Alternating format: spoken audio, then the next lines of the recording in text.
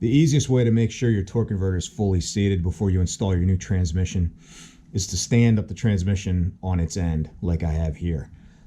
It's a little tough to do with the output shaft, but 4x4s work perfectly.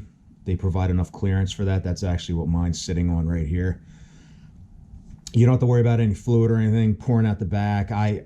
There's literally no fluid in there. I use about 5 or 6 ounces to pre-soak the bearings and the frictions when I build these. So it's not like you're going to make a mess in your garage or your driveway if you do this. It's really not a problem. So the first thing you want to do after you have this set up is make sure this Teflon seal is still here. I use this really tacky goop to hold it on there. So I've never seen one come off, but just always make a visual check to make sure that it's on there before you do this. Now your input shaft, it has 2 different ends on it. They are splined differently, so you can't actually put this in wrong. However, you could and think that you have it seated when it's really not. So the correct way to do it is the shorter splines go into the torque converter, the longer splines go into the transmission. If it's a factory input shaft like this one, it'll also have a groove here kind of machined around it. That's the torque converter end. So just like this is how you want to put it in. When it's fully seated, it'll drop right in, and that's what it looks like when it's fully seated. Now, if you put it in upside down, the splines will not engage because they are a different count, and it'll sit there like this. So that is not correct. This way is correct. Now, when you put it down, it may not just drop. You may have to like cock it a little bit to get the splines to engage, but once you do, it'll plop right in there. So that's the correct installation of the input shaft. Now, installing the torque converter is pretty straightforward.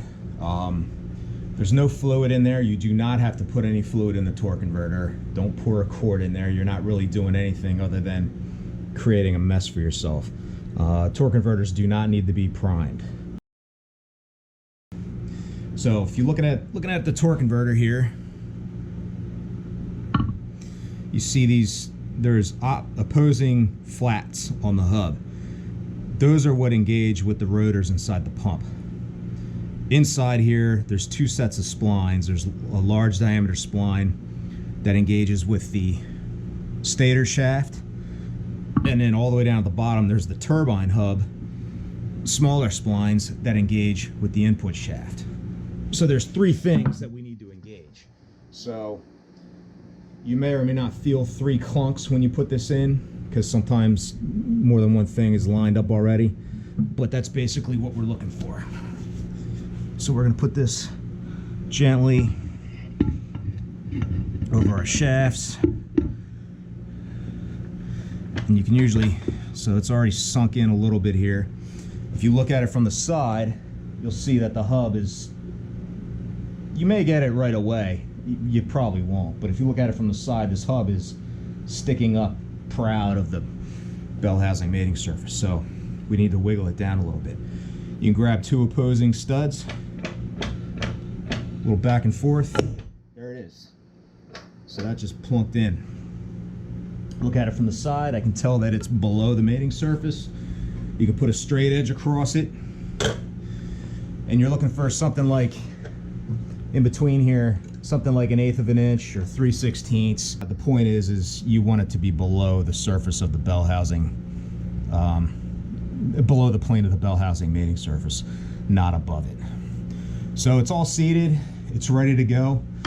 You're gonna have to figure out a way to lay this thing down and slide it under your truck without it jiggling out. But I find once that everything's aligned, if it does slip out, it usually pops right back in, as long as you don't rotate the torque converter and put it right back out of alignment.